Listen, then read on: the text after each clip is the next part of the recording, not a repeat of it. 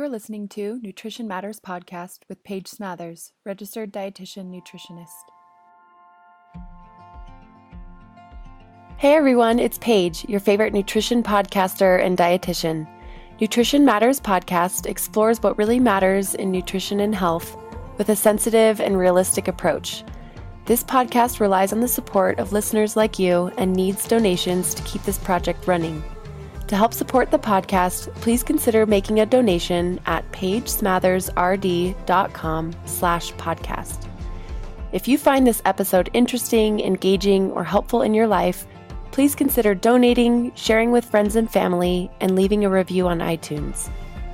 You can leave a review about this podcast straight from your podcast app. Search Nutrition Matters Podcast, click Reviews, and then write a review. You can also find me on Instagram and Facebook at Paige Smathers RD if you'd like to have a little more food for thought. Thank you for listening. Hi everyone, welcome back to Nutrition Matters Podcast. My name is Paige Smathers and I'm your host, and thanks so much for being here. Today I'm chatting with Lindsay Stenovec, who is a registered dietitian in San Diego, California, who focuses her work on helping mothers, and supporting mothers, providing a community of support for women who are pregnant, so before pregnancy, during pregnancy, after pregnancy, postpartum, and with mothers of young children. So she has this fabulous community of women behind her and so many great resources that I'm excited to share with you during the course of the episode. And if you're someone who is listening who says, okay, well, this probably doesn't have anything to do with me because I'm not a mom, or I want to be a mother, but I'm not yet, or maybe this is a really sensitive subject for you. I want you to know that we do our best in this episode to be really sensitive to the many ways women and people in general experience these questions and these issues. And I think that this conversation is still very relevant to anybody who maybe isn't in this current stage of life, but maybe there's some things that you can learn along the way as well. So I hope that you continue to listen and enjoy the episode with Lindsay. So before we get into that, I like to always make sure that all of you know about upcoming events. The first that I want to just make sure that you know about is on April 7th, which is a Saturday. I am going to be co-hosting a mindful eating workshop in Salt Lake City, Utah, and I want to invite you to come if it sounds interesting to you. This workshop will be, very much in alignment with what we talk about on the podcast. This is not a diety, gimmicky, weight lossy type workshop, but it is intended to be a really great tool to help you discover the art of mindfulness, or if you're already working on your own mindfulness journey, helping to kind of connect the dots with what you've done with mindfulness over into working on creating a healthy relationship with food in your body. So stay in touch with me if you'd like to kind of learn more about it. If you want to check out the website, go to mindfuleatingworkshop.com. You're also more than welcome to join us over in Nutrition Matters Podcast community on Facebook. We'd love to have you there. And then also my online course is something that if you like what we talk about on the podcast, if this stuff is resonating, but you just feel like you need a little bit more help figuring out how to put this into practice, check out my online course. See if it might be a good fit for you. You can find that at pagesmothersrd.com/course. Okay, so thanks so much for joining me. And really quick, before I get into the interview, I just want to make sure that everybody listening understands how tricky it is to talk about the subject of motherhood. Not only is it so vast and there's so many emotions and stories and experiences, it's very personal, it's just an intense topic. So Lindsay and I do our best to kind of scratch the surface here and kind of outline and point out some ideas for how motherhood can actually be a catalyst for growth and healing, whether that's in your relationship with food or your body or maybe just life in general. But I totally recognize that there's probably ways where we could have said something a little bit better, a little bit differently, or someone might feel left out who might be struggling in one way or another around the topic of motherhood. So we do our very best here, and our goal is to be supportive. Definitely recommend that you check out Lindsay's podcast if you like these topics, and if you'd like to kind of have a bit more support and or community, check out her resources that we will talk about towards the end. All right, so thanks again so much for joining me, and let's get on to talking with Lindsay. All right, Lindsay, well, welcome to Nutrition Matters podcast, and thanks so much for joining me today. Thanks so much for having me on, Paige. I'm excited to be here. So yeah, take a minute and just tell us about you and what you do, and then we'll kind of go from there. Introduce yourself a bit. Sure. Yeah. So I own a private practice in San Diego, California, and myself and an associate dietitian works in that practice. We specialize in the treatment of eating disorders primarily, and kind of work with people on that broad spectrum of dysfunctional or disordered eating. Maybe they don't necessarily have an eating disorder diagnosis. We do lots of intuitive eating work and healing work with them to help them feel better and more confident around food and living in their bodies day to day. We also do some child feeding work. And a couple of years ago, I founded the Nurtured Mama, which is an online body positive community for moms and moms to be. And it consists of a Facebook group where we have conversations around, various wellness topics in addition to relationship with food and body image discussions that are all kind of through the lens of motherhood and raising children. And have some online support groups and courses that go along with that. So that's kind of what I do in a nutshell. That's so needed and so important. I know that the whole pregnancy, motherhood experience can be really difficult for women to go through from a body image perspective, from just a mental health and adjusting to a new life, and then also nutrition and self-care, and it all just kind of gets turned upside down sometimes. So support in that time of life is really crucial, and I just love what you're doing there. So I really appreciate it.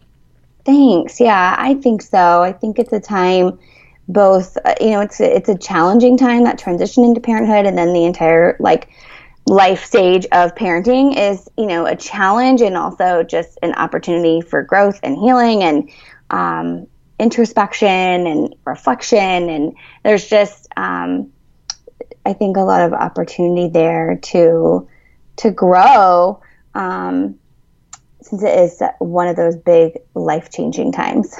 Yeah, so true.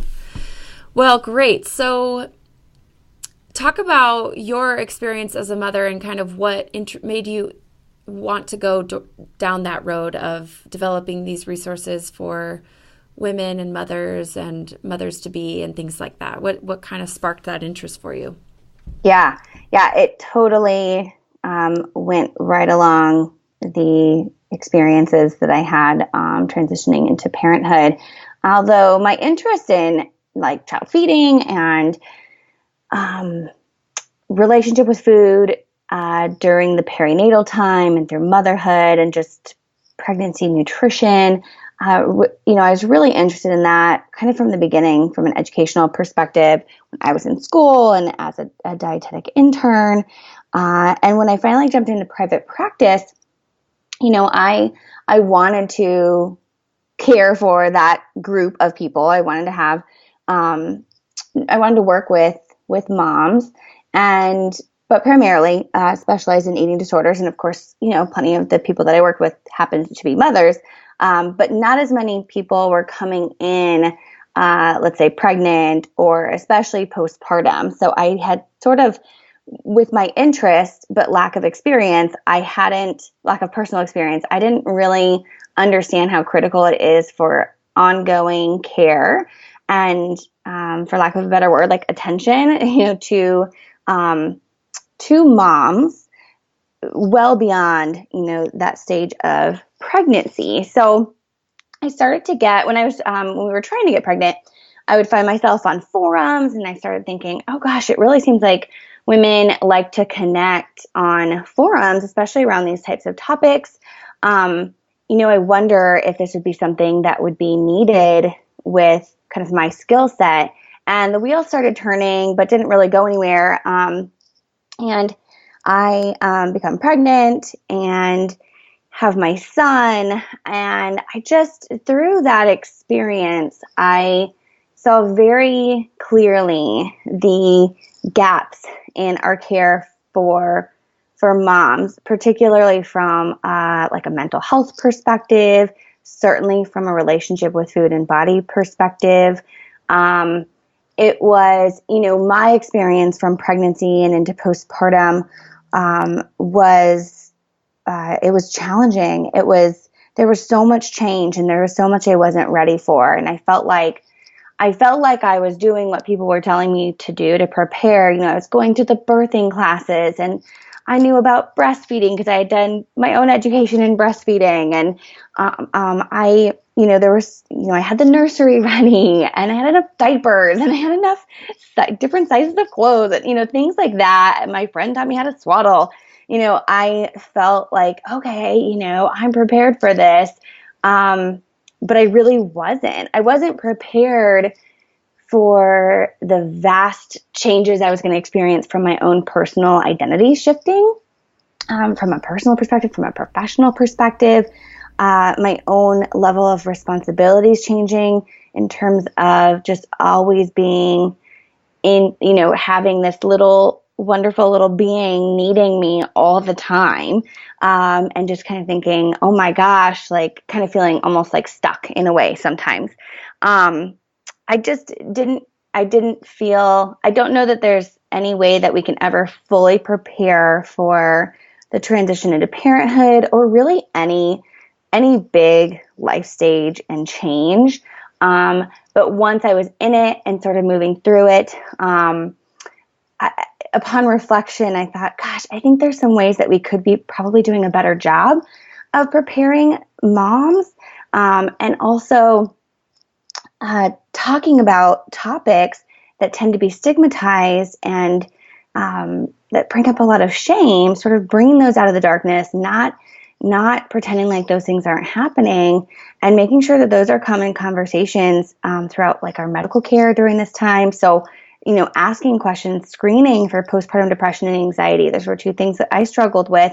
And even though, I had as a professional, I worked with women with gestational diabetes, I had sat, on the other side of a desk going over, symptoms to look for if you may be experiencing postpartum depression, with the women in their last appointment. I had some knowledge, but I missed it in myself, which turns out is super common.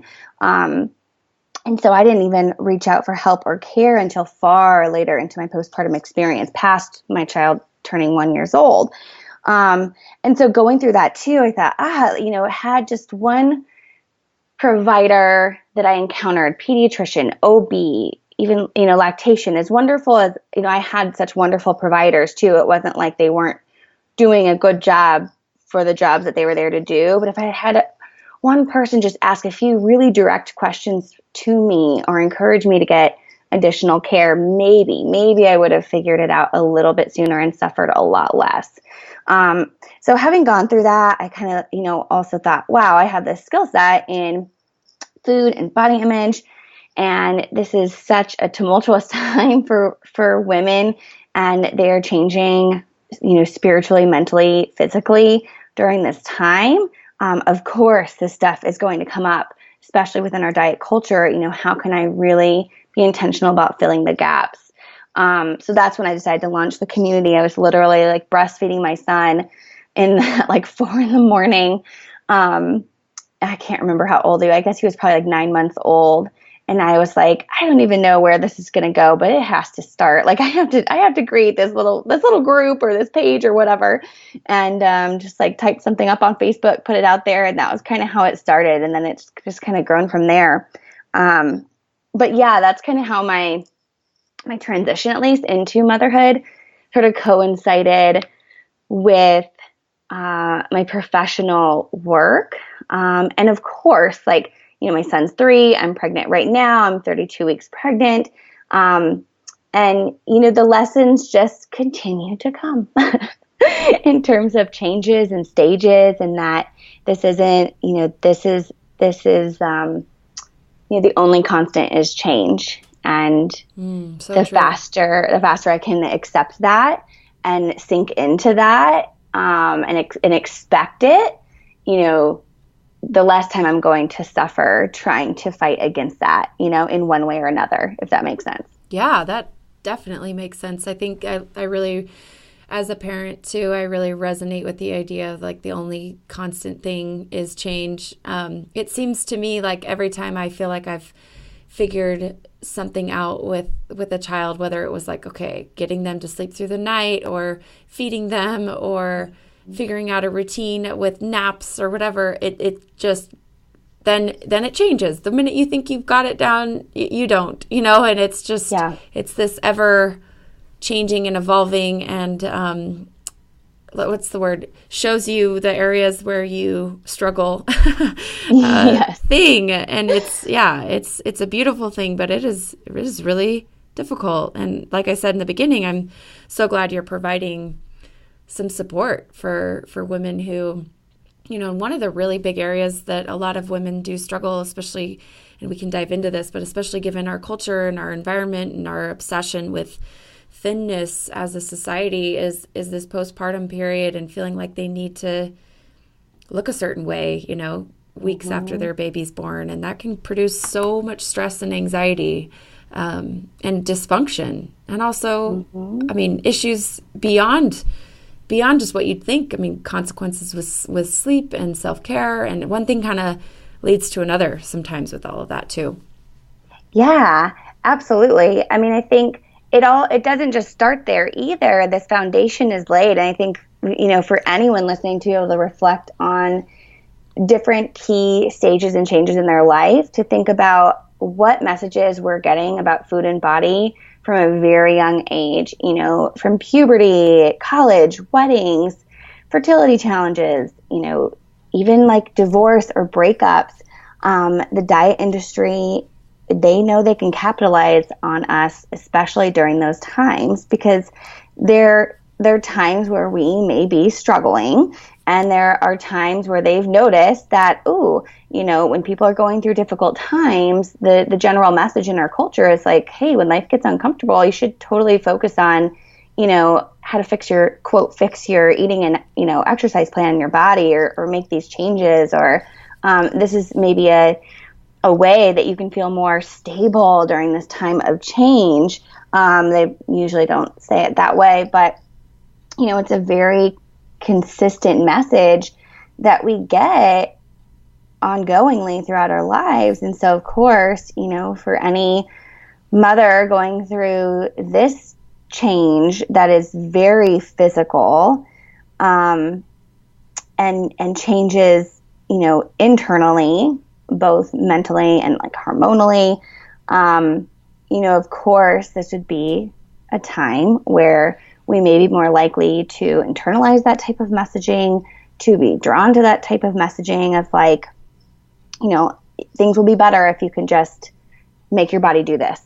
Things will be better if you could just follow this plan, because this will help you feel one way or another, or get you certain things, that you want, that we've been telling you forever, that, these things are supposed to come with this type of body, or this type of eating. You're a bit more vulnerable at certain points of your life. I think that's, what you're getting at is like the idea that, your wedding, or you just had a child, or you just had a breakup, or something like that going on in whatever stage of life is going on for you right now.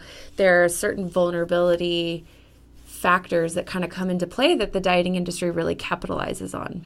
Right. And I don't blame anyone for gravitating towards that either. Right. Because again, it's just the way, if we've never been exposed to even the idea that there's an alternative, that we can opt out of that. You just don't even know it's an option. It feels like the right thing to do. It feels like maybe even the healthy thing to do, or the responsible thing to do, because true. That's how it's phrased. Yeah. So what are some of the things that come up commonly? I know you have a course that helps mothers in this time of life and supports in some common things that come up for people. I know you have a Facebook group and a podcast. What are some themes that come up in those conversations and in those resources for mothers? Yeah.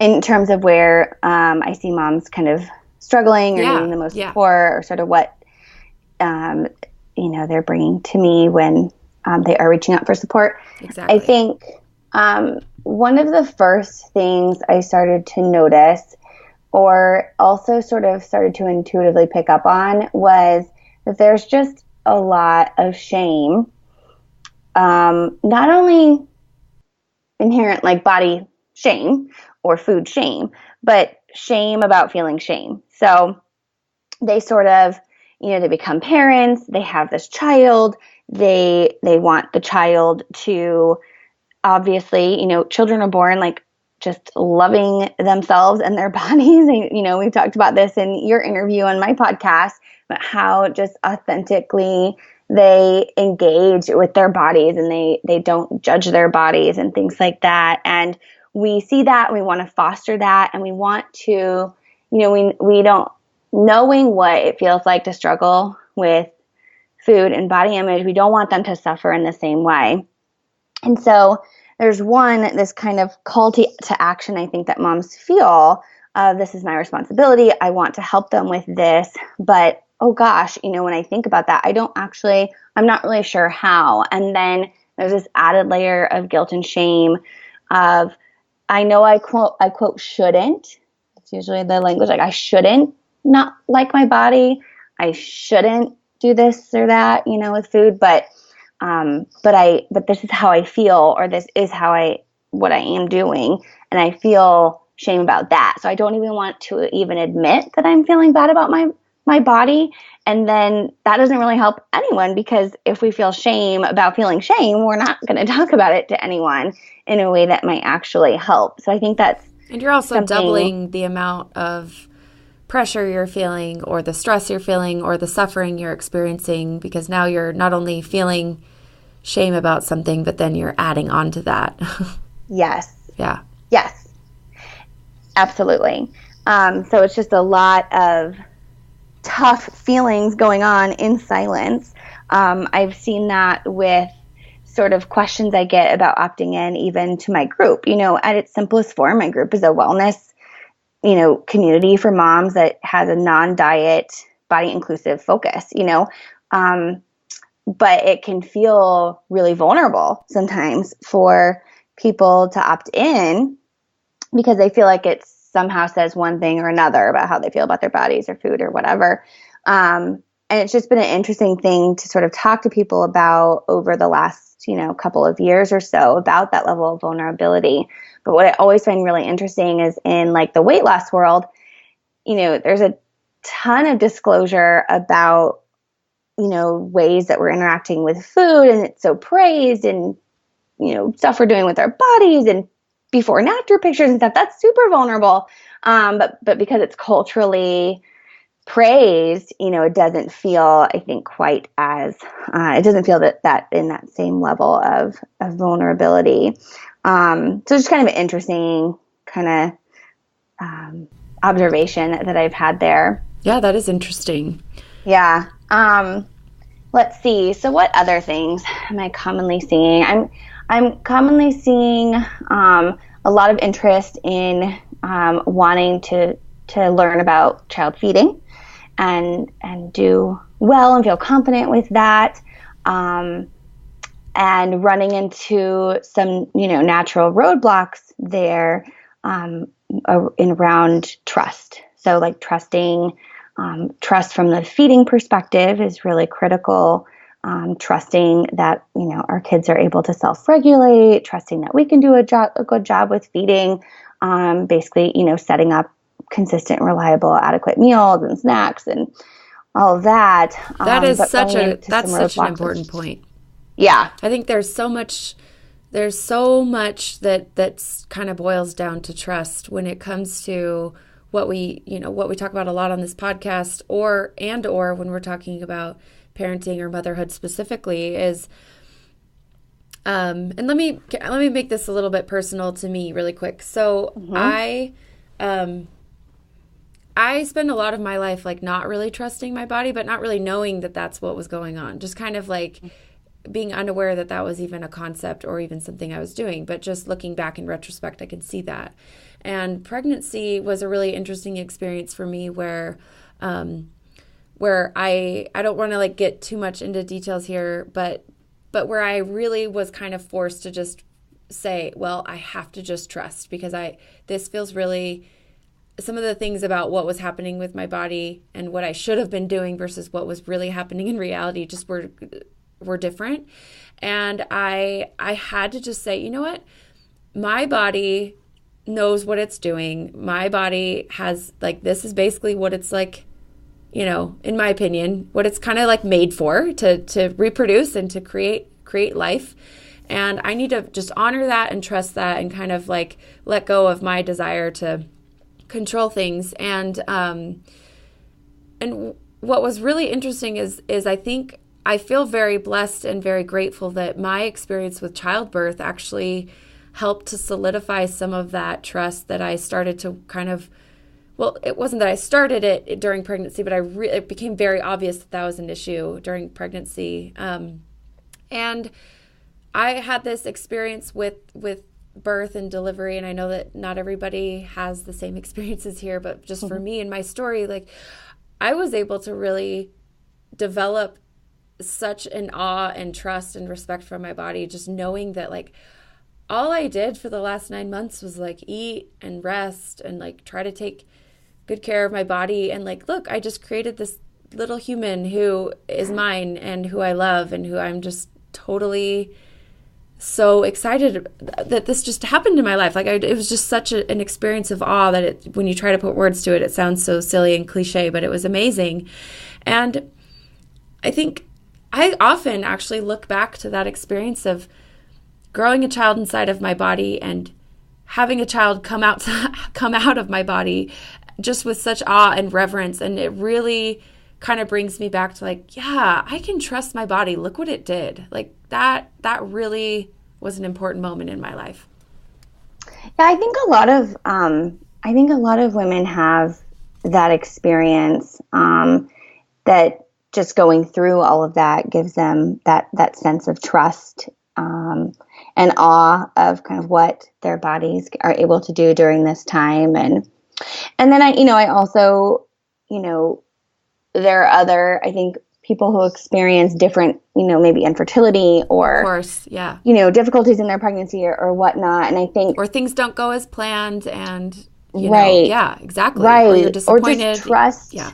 Go ahead. Sorry. No, you're fine. I was thinking, as we've been talking too, like the whole concept of trust, and we talk about that a lot in intuitive eating and the work that we do is trust your body, trust your body, trust your body. And it doesn't necessarily mean trust your body because if you do, everything will work out perfectly. But trust that having a level of trust that your body can do lots of things and can take care of you and can help you through tough times too. And that is going to look different for everyone as well, which I think coincides a lot with the body image piece, because I think what I hear a lot in the perinatal world where people are kind of in the body image space, but not like doing a ton of work in that area. They'll say like, just trust your body and your body's going to lose the weight that it's supposed to. And, trust your body's it's going to go back to normal, quote normal, all of those things. And it's like, well, it might not, it actually might not do that.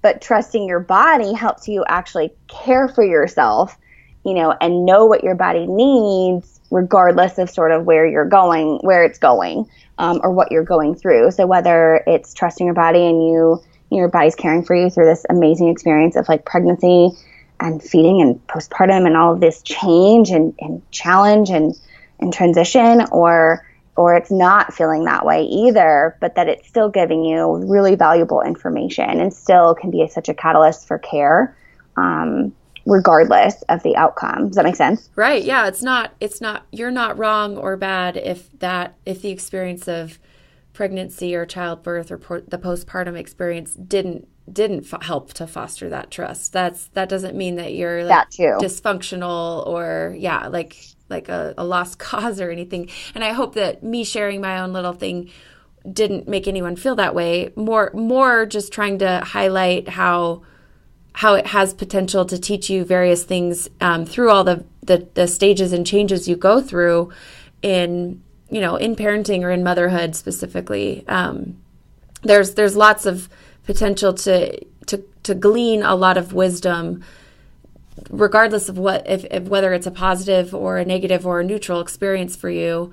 I think you can still learn a lot from these changes your body and your mind and your life go through. So much because the unpredictable things happen, or we aren't going to have full control, whether that be from a food perspective or a body image perspective or a life perspective or a parenting perspective. We're never going to have full control, but trusting that you're capable of getting through these, unexpected things or things that are really beautiful and wonderful, but challenging at the same time in different ways, or that we can feel opposing emotions and be in touch with that and help ourselves move through that and kind of, and feel it. So yeah, I mean, I think a lot of women do have the experience that you have. And I think that also is something that makes them go, I really want to learn more. Like, I really want to. I've kind of seen they experience like a level of freedom of just kind of letting their bodies do what they need to do and letting them change and shift and morph. And they're just like, wow, this is amazing.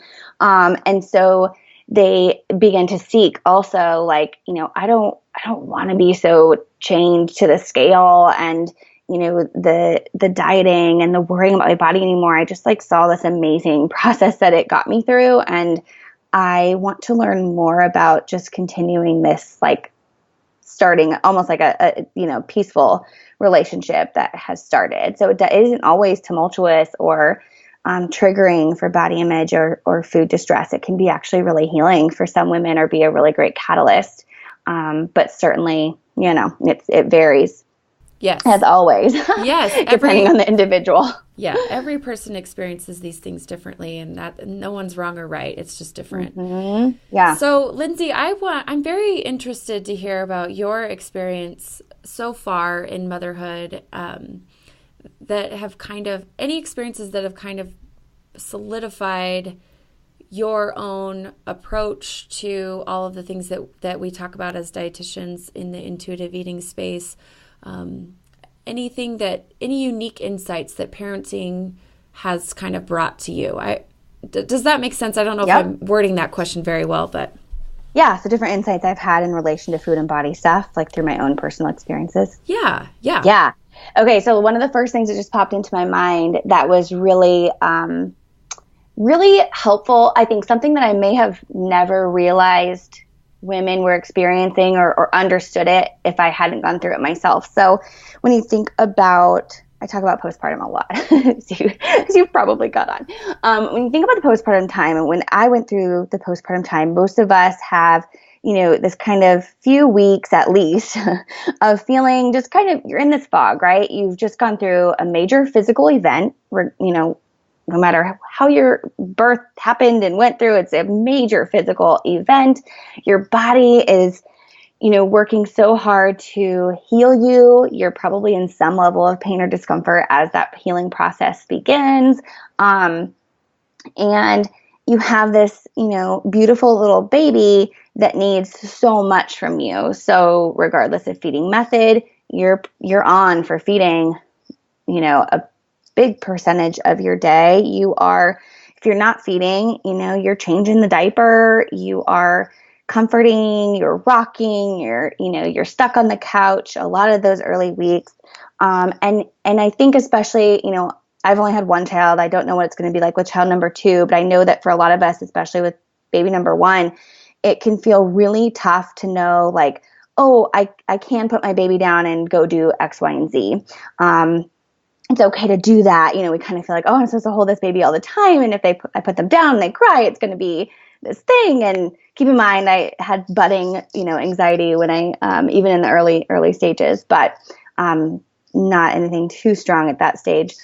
But that was kind of my experience. I just kind of felt kind of like, okay, I'm like on 24/7, and food became a really difficult thing to access during that time. It was really difficult. I had never really, I think there maybe been like 2 days in my life, where I had forgotten a meal, right? And, I was realizing like, oh my gosh, I look at the clock and it was 2 p.m. and I had had a granola bar and that was it. And I was just like, where did the day go? How did I not catch this like really strong hunger that I'm obviously feeling now? And so within that experience with like life that is just part of that time to a degree, my experience with food was survival mode. So if I got food, I was going to eat it really fast because I didn't know how long I had. The second, I swear they can smell when you're hungry and you're eating, and then they want to eat. Did you ever notice that? Like, yeah, the second totally. you got food, they were yeah. oh, even though Me I just too. ate, like, I want to eat too. it feels like I was just eating, now I'm ready to eat. So, you always have to have like something that you can eat with one hand, you're dropping food all over your kid. It's like this whole thing. And so I just got into this survival mode of eating really, really quickly because that's what I had to do to get through that time. Right. So I'm going through that, whatever. I didn't think a whole lot of it. And as I kind of came out of that early stage, what I would notice is, gosh, I'm ending meals feeling really full, really, really full. And like, this doesn't feel great. I feel like I'm sick. Why is this happening? Like, what is going on? And I'm so thankful to have done my own personal work in intuitive eating long before becoming a parent, because I was able to look at this from a curiosity perspective. Like, there was no reason. I mean, it was a little bit like, oh, I'm really tired of feeling really, really full all the time. But there wasn't judgment and there wasn't shame and there wasn't berating going on for me, which I know doing the work that I do and you do, a lot of people would feel that. And because of that, I was able to go, oh my gosh, like, I am still in the mode of food insecurity. I'm still in the mode of, I have to eat now, and I have to eat a lot and fast because I don't know when my next meal is going to come.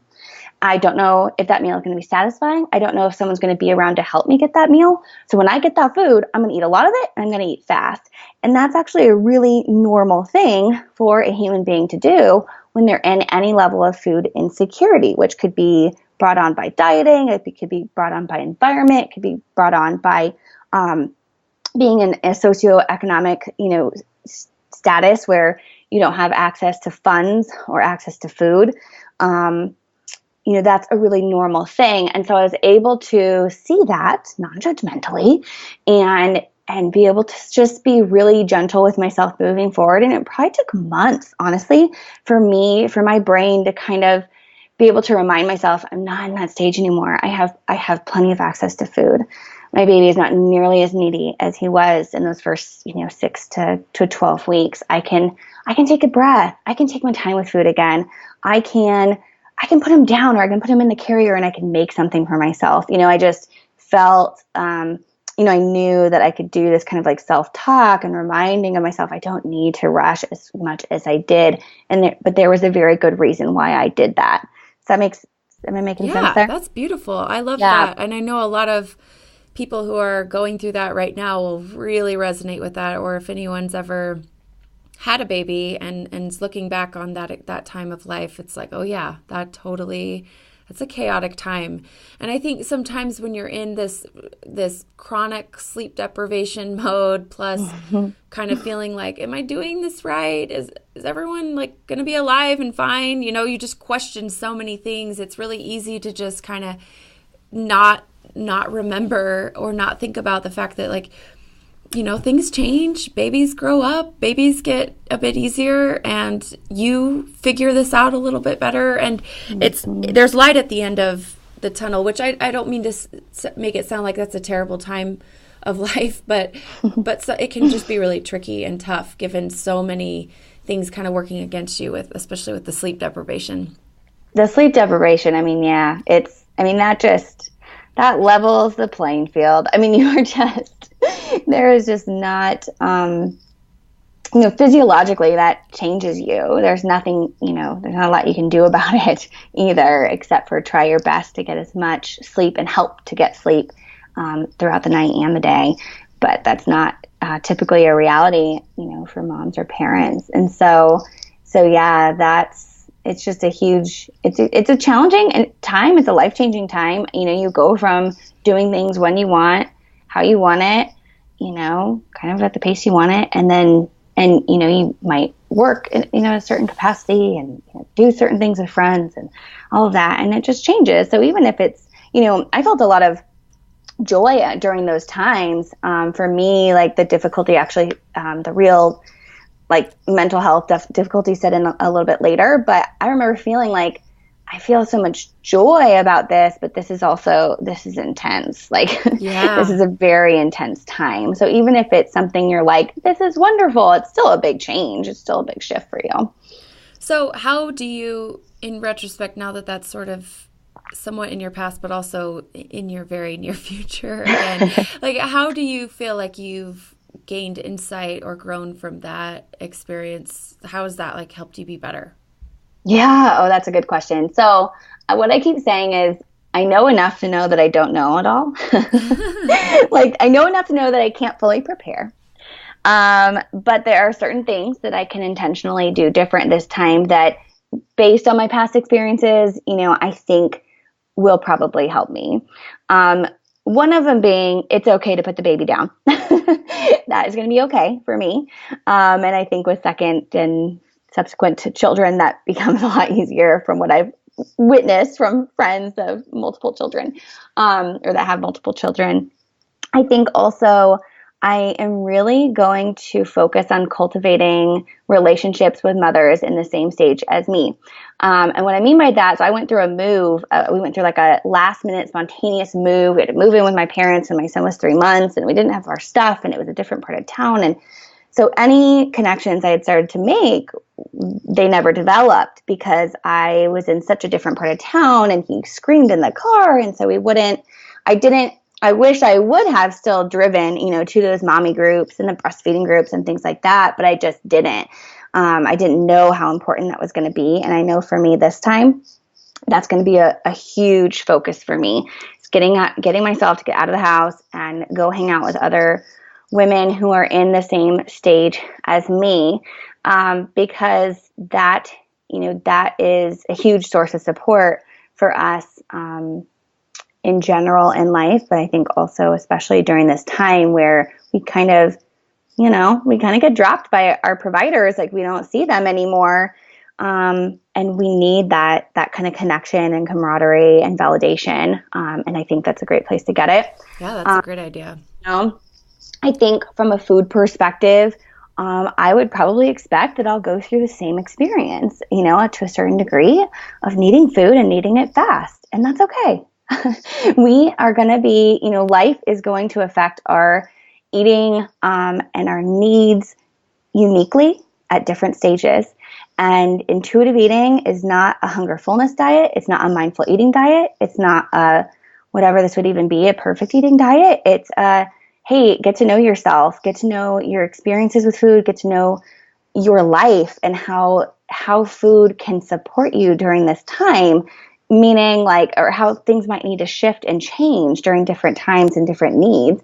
And so I wouldn't be that surprised if I go through another stage of again, I need it fast, I need it now. But I also, I know that I might need that.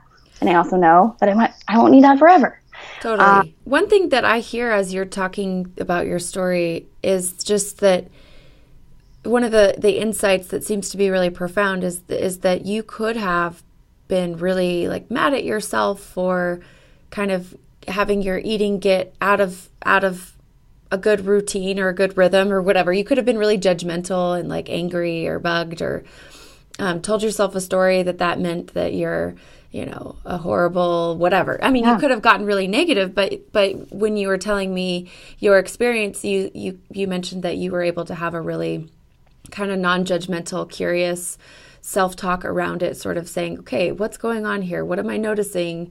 what might I be able to alter here or there that could help me approach food in a healthy way rather than a really angry, negative space. So that to me seems like a really valuable like life lesson where, I mean, I know we talk about this a bunch in these spaces and on this podcast too, but just the value of looking at things in your life without judgment and just trying to notice what's going on and trying to be non-judgmental. I think that's true with parenting. I think that's true with food and intuitive eating and body image.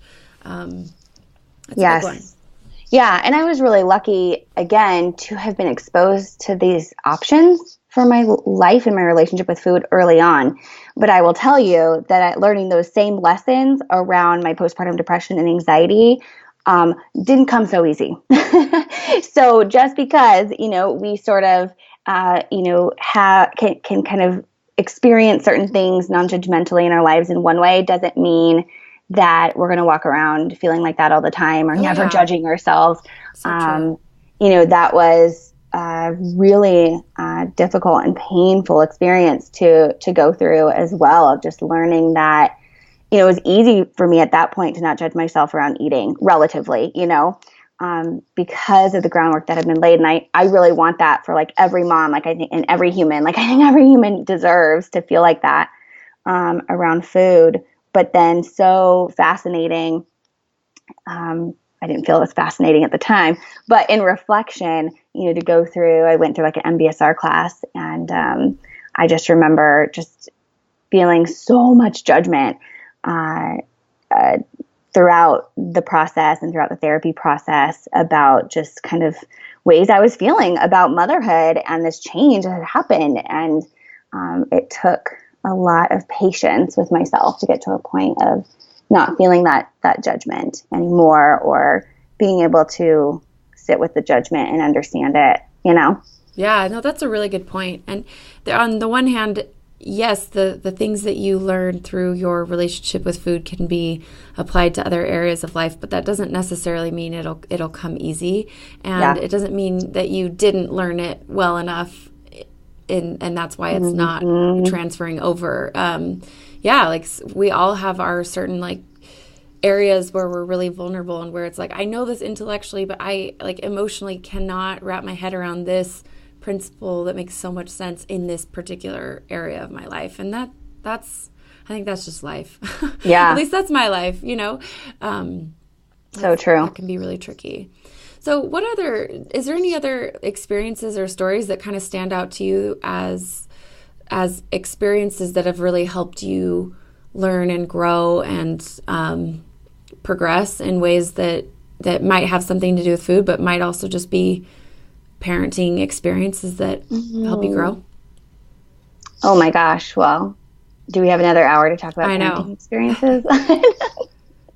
And it's only been 3 years for me. No, it's so true. Oh man. It's like every day, right? Every single day. And I think it's, kind of going back to what I said in the beginning, that I'm just really learning the meaning of like the only constant is change, and that I do not have control over everything. And that, this is just the beginning of sitting with my child when he's suffering or going through tough things in our lives, losing loved ones or natural disasters, or, just kind of living life and having things happen that are really challenging, and learning how to parent and care for this little person during that, I think has been kind of a big learning curve for me, or kind of I don't want to say shock, but kind of shock, like just kind of like, oh gosh, I think when you realize that, like, I'm having a memory of having food poisoning when I was, I think Jack was like 9 months old, and we were at a beach house. So we were like all sleeping in the same room, and there was no way he was going to let me be awake without nursing. And so I remember like being sick and having food poisoning, and like he's breastfeeding at the same time. And I remember thinking like, this is it. This is motherhood. Like, this is parenthood. Like, I am always, going to be, to a degree, having to learn how to care for myself while caring for someone else, quite literally sometimes at the same time. And I think that also really speaks to the need for, when we're not literally in those times of more like crisis type times, to really be nurturing ourselves, and filling up our cups, metaphorically, and kind of laying that foundation for ourselves, so that when change does happen, when, challenges do come, whatever those challenges are, that we have just a little bit more to give during those times, either to ourselves or to someone else, to get us through those times. So not just, oh gosh, this thing is happening and now I need self-care, but oh my gosh, I can't figure out how to do that or when to do that because I'm in crisis, and I'm not used to doing that for myself. But to be able to lay that foundation when we're maybe not in those stages too, I think is something that I've learned and have also carried into the community. I love that, Lindsay. Talk about things. Yeah. I love that. Mm-hmm. I'm like, as you're talking, I'm thinking, man, this is such a big topic that I feel so inadequate to even try to brush the surface with, because there's so many feelings and experiences and emotions, and it's so personal, but it's so beautiful, but it's so hard, it's so intense. I mean, it's like everything, right? And then part of me thinks, what about people listening who want to have a child but can't? And like it's really intense for me to talk about this stuff, because I try really hard to be sensitive to where other people might be, which might be very different from where I am. And so I guess I wanted to just say here, when talking about the question of what lessons or what wisdom can be gained from challenges in motherhood or experiences of motherhood. Again, that's huge topic. But what I want to say, just sort of as a little bit of food for thought for people listening, is I think there's constantly symbolism, beautiful lessons to be learned from your children, from yourself, from your own thoughts, from your experiences, from the way that you're approaching different situations, that I think can really be beneficial overall toward creating a healthier relationship with food in your body. I think we just have to look for them and be mindful of them, and to notice them when they come up, because I think they do come up on a regular basis. I think parenting is so much about you learning yourself better, and of course about your child too, but I think they're one of our greatest teachers. So what does that bring up for you?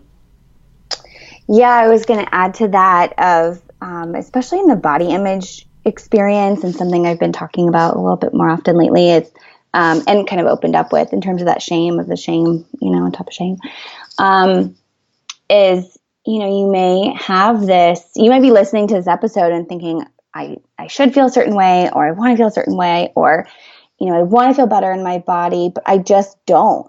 And you don't have to fight that. I think we are so used to opposing our bodies, and told that we're supposed to oppose our bodies and manipulate our bodies and not listen to our hunger, or look a certain way or whatever. That I think when we start to approach the body image piece, we're sort of used to being at odds. So it's like, oh, now I'm supposed to just magically not have these feelings anymore.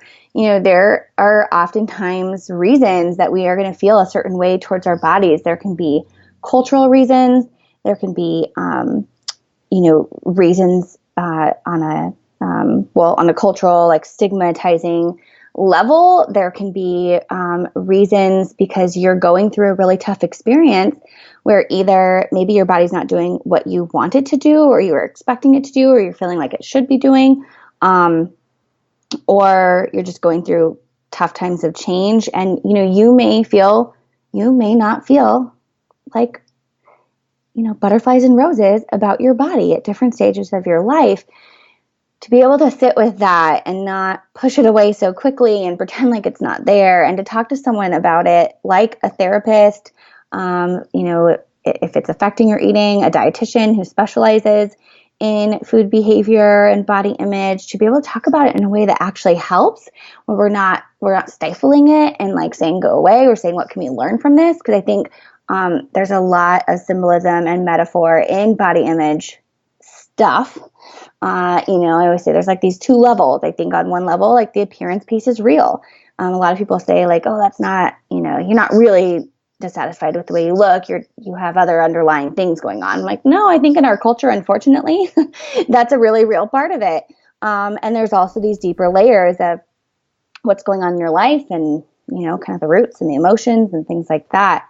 So I think certainly parenthood brings that up again, because the things that we go through as women, if you are carrying your baby, in pregnancy,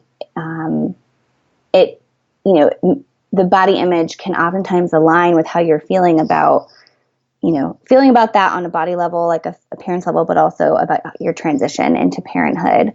And so to be open to that, I think, and know that there's nothing wrong with you if you have negative thoughts about your body, but there's some things to learn, and you don't have to jump to controlling it or changing it.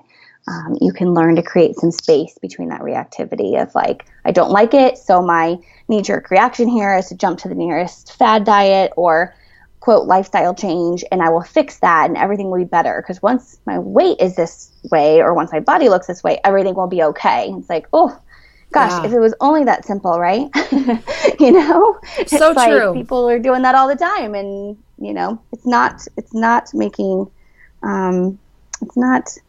The outcome is not usually what's expected in terms of what people think that changed body is going to bring, if they are even able to manipulate their body in that way. So true, Lindsay. And that brings up a thought too for me, where I think if we're noticing and paying attention to our children and our experience of being a mother or a parent, I think a lot of times some of these insights can come through them. At least, for me personally, looking at my children, looking at them grow, seeing their little bodies develop and them learn new skills with their bodies, and seeing how much they love their own bodies naturally, and they want to look in the mirror, and they love themselves. It's such a good example to me of just unashamed and unapologetic is what I was going for. Unapologetic, like body love, which, yeah, okay, many of us, many people listening might be like, okay, that's just not possible for me. But I think maybe it's something to look at and something to admire and to be in awe of, and to maybe try to implement little facets of it in our own life. Yes. I think that there's so many opportunities in parenthood and motherhood to be able to gain some insight into whatever we might be looking at or struggling with food. Notice how your child eats. Notice how they're in tune with those cues. They let you know when they're hungry. They let you know when they're done. And maybe that's not something that feels very possible right now for you, but recognizing it and paying attention to it and trying to learn from it. I think there's just so much that can be gained from observation of the way that our little people in our life do these things. Yeah, because they're not tainted by culture yet. They haven't been told that they're not okay yet, hopefully. Yeah, so I agree. I think it's like fascinating to watch it. I think of my son, like, he finally is smiling for pictures. They get to the stage where you go cheese and they look so goofy. Like, it's the funniest thing. Like, he has the goofiest little smile. But like, that's how he's going to smile for pictures. And never once is he going to look at that photo and go, oh my gosh, like, I can't believe I smiled like that. Or you didn't get my quote good side. Or take it again. I don't feel like I look good in that picture. Like, they're just like, oh, that's me. Can I see it again? Exactly. Like, it's just, it's amazing. And, most of us started that way, and so it's fascinating. And, we so desperately want to preserve that for them, exactly, as much as we possibly can, even though unfortunately we just don't have full control over that stuff, but well, which is another lesson in and of unit. itself, right? I mean, it's like if you ever wanted to learn that you don't have control, you can go ahead and like become a parent, you know, like it's just, I think what I want people to get from this episode, hopefully, is, you know, if you can pinpoint, man, I'm really struggling with satisfaction, or I'm really struggling with knowing how I want to like move my body in a way that's not, you know, too extreme one way or another, or gosh, I'm really struggling with body image, or man, I'm just struggling with whatever it might be. If you can pinpoint what it is, and if you have a child in your life, whether it's like a newborn baby or, you know, up until I only have experience through age 5. I'm still learning from my 5-year-old, so I can speak to that.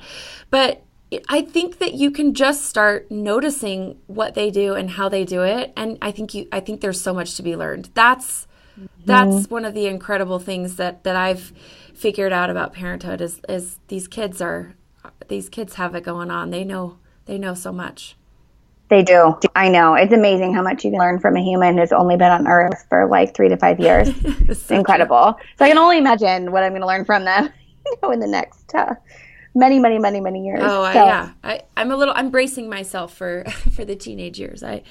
That'll be tricky, I feel. Yes, I'm ready to learn. I'm ready to learn a lot. Yeah, exactly, right? Yeah, put on your big girl pants for that one. It's not going to be easy. So what do you want to say in conclusion about this whole kind of really broad and kind of tricky / fraught with ways that we could say the wrong thing topic? Like, how do you want to, what would you want a mom to know about this whole experience of becoming a mother, early years of motherhood, and her body and her relationship with food? What advice would you give? Such a good question. I think I really believe in like body autonomy and, you know, letting people seek wellness and nutrition and, you know, making nutrition decisions and body image, you know, work and stuff like that, based on what truly feels in alignment, you know, for them. I think different stages of our lives are going to make us ready or interested or curious about different types of learning about ourselves and caring for ourselves. So I guess I would start by saying, if what we're talking about today you feel a lot of resistance to, and like, I don't think that's my jam, that's okay. You can be there. I think for anyone who's listening, who's, you know, saying, yes, this is really resonating and I want more, that there are lots of people out there who are ready to help you with that and support you with that and sit with you with that. You know, it is an option. Like, you can opt out of diet culture if that's what you want. And just to overall just be gentle, for all of us to remember to be gentle with ourselves during this wild ride of parenting, and also just any stage of change that you might be in, whether it be like moving cross country or starting a new job or graduating from college or starting college or getting married, or, you know, whatever it is, to be gentle with yourself. I think times of change are inherently, they can be wonderful things, and that doesn't mean they aren't going to be challenging. I think they're really amazing opportunities for growth.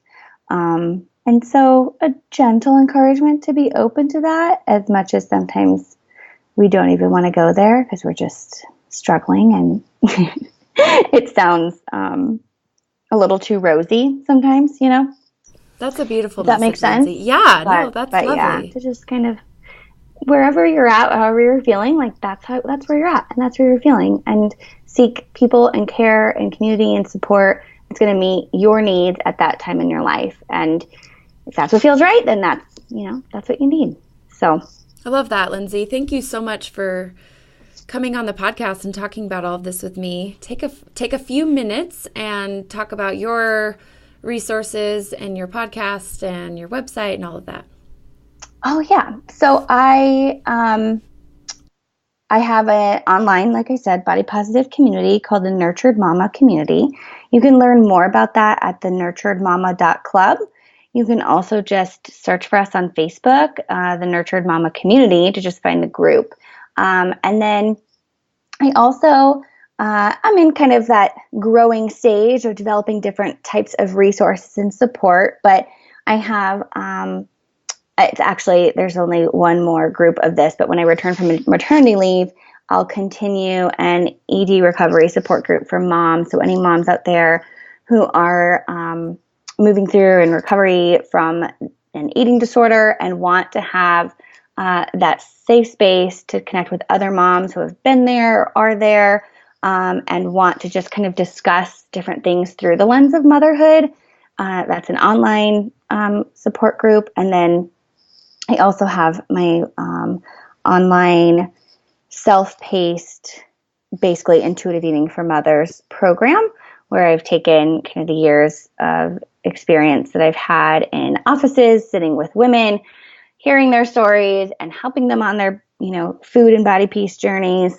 I've sort of taken that and packaged it up into a self-paced program to move moms through, body respect and appetite awareness and healing their relationship with hunger, healing their relationship with exercise, things like that, to lay that strong foundation. Kind of discussing that through the lens of motherhood.